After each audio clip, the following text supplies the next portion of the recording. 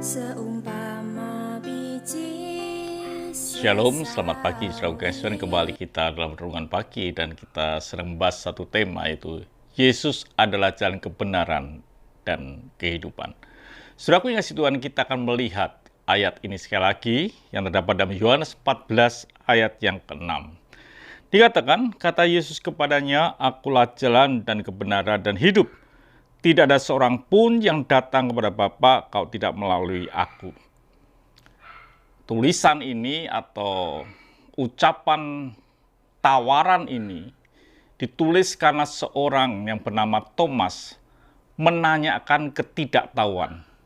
Dikatakan bahwa di dalam Yohanes 14 ayat yang ke-5, kata Thomas kepadanya, "Tuhan, kami tidak tahu kemana Engkau pergi.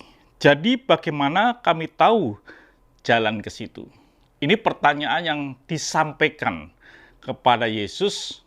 Dia berkata, "Aku tidak tahu kemana Engkau akan pergi dan apalagi jalannya."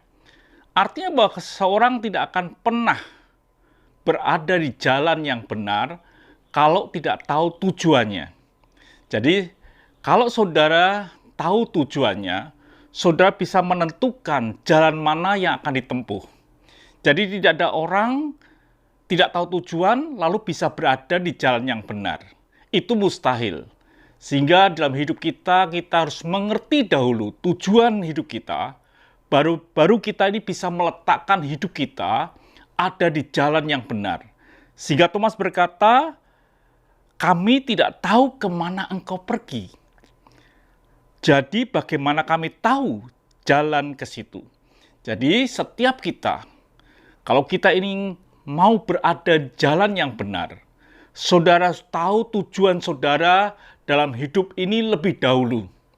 Hidup ini bukan sekedar memenuhi kebutuhan uang, sandang, pangan, papan, bukan.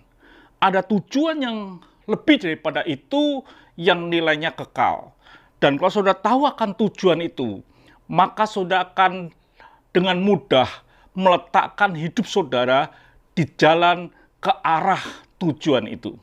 Jadi saudaraku kasih Tuhan, dalam hidup ini perlu kita sadari bahwa kemana saudara pergi setelah selesai di muka bumi ini. Dan kalau saudara tahu kemana saudara pergi, maka saudara akan bisa menentukan jalan mana yang harus saudara tempuh. Dan Tuhan berkata, "Akulah jalan, kebenaran, dan kehidupan." Lalu Tuhan menawarkan tentang jalan itu.